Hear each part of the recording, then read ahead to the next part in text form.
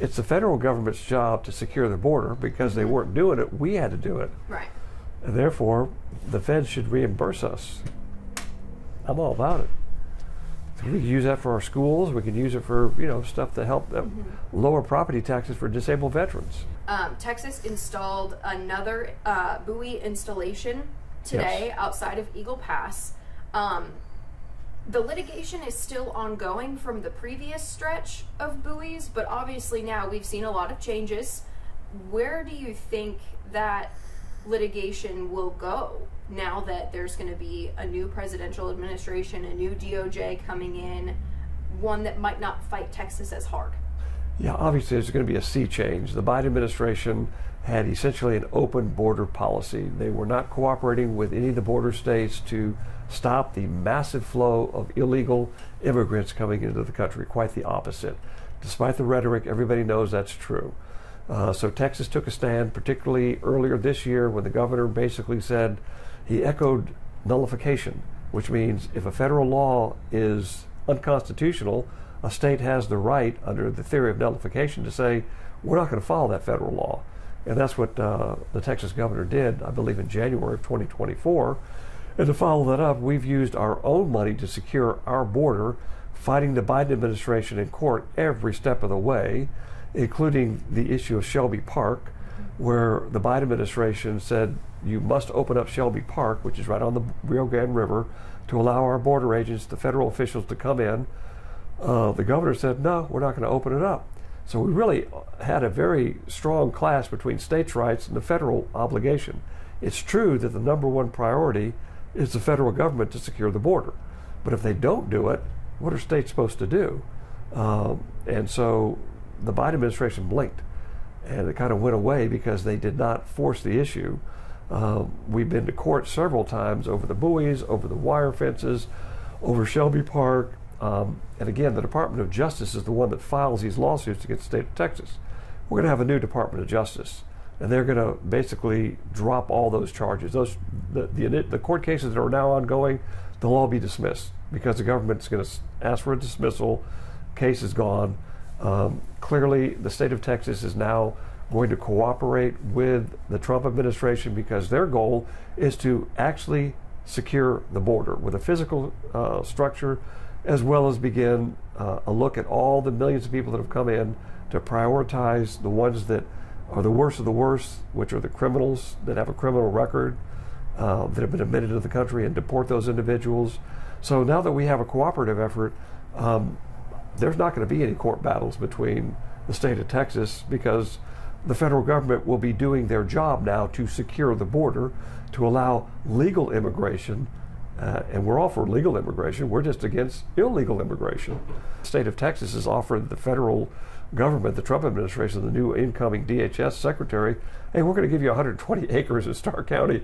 Please set up. So as opposed to keeping the Biden administration at bay so we could do our job to secure the border, we're now saying to the federal government, okay, come back in, you do your job, and that will free us up from pulling our National Guard, our state troopers back, as it should be. The federal government, that's their responsibility, which is now going to save us billions of dollars.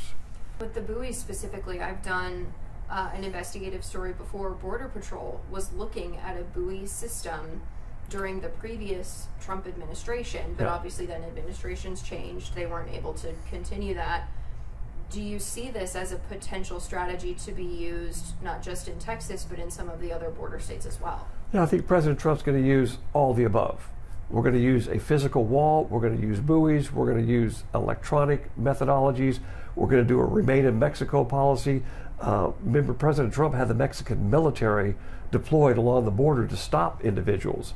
So everything we can do to secure the border is the right thing to do, because a nation without a border is not a nation anymore. And so I think that mandate is very clear from the American people. From the state of Texas, President Trump won the state of Texas in a landslide. And he's got a mandate from the people. He won the popular vote. He won a landslide in the Electoral College. You look at all the polls, people support what he wants to do. And so with that mandate, I'm hoping that Congress will come together very quickly, pass some meaningful legislation so the president doesn't have to act by executive order, because remember, during the last 2 years of the Trump administration, the Democrat Party controlled the House of Representatives, and they blocked everything he wanted to do. So he had to use executive orders to try to do what he could under Article 2 authority, that's the authority for the Commander-in-Chief, as opposed to Article 1 authority, which is the Congress. Now we've got an opportunity for meaningful legislation, not window dressing, but meaningful legislation to talk about lawful immigration, how we're going to allow individuals to come into our country, maybe a work permit, and so we need that. We need it for some time. So hopefully the president will be able to use that mandate to get some legislation, secure the border, so we can go back to business as it should be. So, with this concept of mass deportations in the United States, right now, Mexico is deporting some of the people that are trying to come up through Mexico. Do they still have an incentive to do that and to look at that from their side and spend their money if they know that America will do it if these people do end up crossing it? They see other countries around the world, including Mexico, have seen what President Trump can do for the last 4 years for the 4 years he was in office. And they know that he has the ability to use tariffs and other mechanisms to get countries to do what they're supposed to do. So Mexico's not doing this because they're trying to help us out. They're doing it because they know that when President Trump comes into office, they need to have good relationships with the United States of America.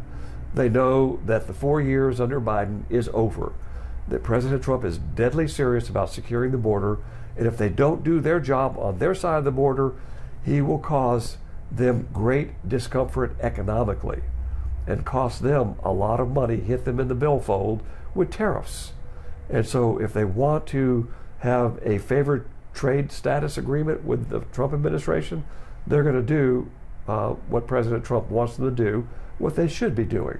Which could include continuing the deportations and the enforcement that they've been doing. Absolutely, because again, many people are coming into Mexico through their southern border, and all they have to do is stop that flow at their southern border, which they haven't done, and you solve a lot of the problem. The other issue is a lot of individuals from countries all over the world are flying into Mexico, and so they can do a better job in cutting off the flow at that point. I use the analogy like, this is just common sense. I mean, that's part of the platform of the Republican Party. Common sense. So if your bathtub is overflowing and you come home, what's the first thing you do? You don't get out the mop and start mopping up the floor. You turn off the water. And that's what President Trump wants to do, and he's going to encourage other countries to do the same thing. Not just Mexico, but also Colombia, Peru, Venezuela. He's going to negotiate agreements with those countries to keep their people in those countries. Now, we do have some people that have legitimate claims for asylum. That's a fraction of the individuals that come to this country. Everybody knows that, because the vast majority of people that go to our administrative process and our judges, they're denied their claims for asylum because they don't meet the criteria. They're coming here for a better life. We can all understand that.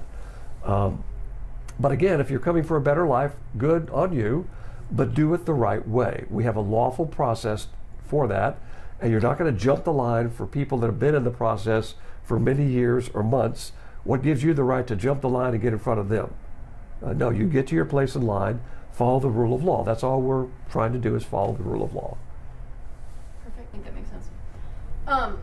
In the last few days, we have seen some escalated action in Russia and Ukraine. The United States has signed off on some further measures for Yes. Ukraine to attack Russia. What is your take on that situation as it's unfolding now and what it could lead to? Well, first of all, this is a home game for Russia. Now, I'm not making a case that Putin was correct. He was incorrect. He violated international law when he invaded Ukraine a couple years ago. That aside, you're not going to defeat Russia. Unless you're willing to start World War III, you're not going to defeat Russia in a home game. Here's Russia, here's Ukraine. It's right on the border.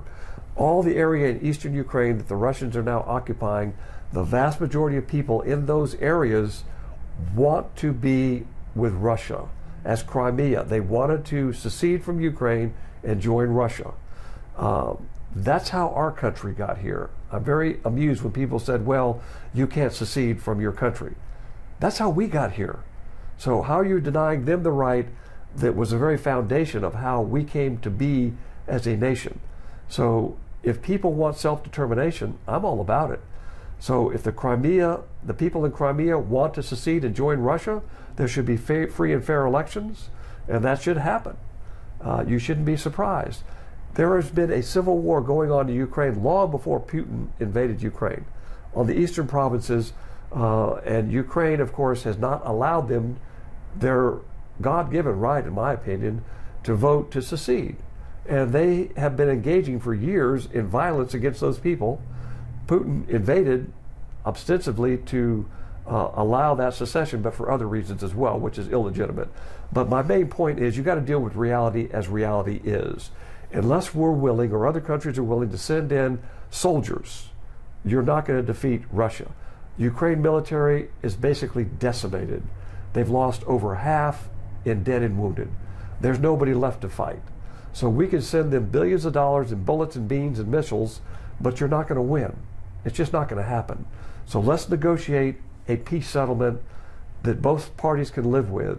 What's very curious to me is this current Biden administration, oh no, we can't talk about a peace settlement with Russia and Ukraine. Out of the question. Total military victory is all we want. But on the other side of the world with Hamas, a Nazi-like organization that slaughtered over 1,000 innocent Jewish people on October the 7th, oh, we got to negotiate a peace. We can't have total military victory for the Israelis. So where you should advocate for total military victory, which is the Israel-Hamas war, they want a peace settlement. Where you should have a peace settlement in Ukraine-Russia, they don't want a peace settlement. It's exactly the opposite. Wars, when fought, should be fought very quickly so that they're ended very quickly. Urban warfare with the Israeli-Hamas conflict is very bloody. That's just the nature of the beast. You're fighting in urban warfare. You're going to have heavy civilian casualties, particularly when Hamas hides its militants inside of mosques, inside of schools, inside of hospitals. These are known facts. So that war should be concluded very quickly, give the Israelis the assets they need to finish it off and establish peace. You can't negotiate with Hamas. There's no negotiating with an organization. Their negotiating position is, we want to kill all of you. With Russia and Ukraine, we can negotiate a peace. It should be negotiated. There's no reason that a whole generation of children should have missing arms and missing legs, and civilians are killed, and it doesn't make any sense. Let's negotiate a settlement there. President Trump, that's his thinking. That's exactly his thinking. We're going to negotiate a peace in Ukraine and Russia, and we're going to give the Israelis the tools to finish this off quickly so we can have peace. I think that's the correct approach, in my opinion. Having been in the military for 20 years, 4 combat operations, I've been there, done that, seen it on the ground. From a tactical level, from a strategic level, it just makes common sense that that's the way nobody wants World War III. And so the Biden administration is very curious. In the last 2 months, they're now escalating the conflict. One has to ask the question, why? Why are you making this more difficult when we all know that this has to be settled in a peaceful manner? It's not the time to escalate. It's the time to have stability and to talk peace negotiations. In fact, I would hope the Biden administration could cut a peace deal in the last 2 months. That could be their legacy. That'd be a great legacy. Were you surprised at the actions in recent days to sign off on the weaponry? I was shocked that the Biden administration is escalating this conflict, and really they've got 2 months left in power. Why escalate it now? Let the next administration decide what to do. Your time has gone. You've had over 2 years to deal with this, and you failed. And you've cost the American taxpayers billions of dollars. And the propaganda was the next counteroffensive in the spring, in the summer, or the fall, and Russia will collapse. No, they didn't. And nobody that was serious, nobody that was a serious thinker believed in that propaganda. Certainly not myself. Having been to Ukraine many times, having been to Russia, it's just not going to happen.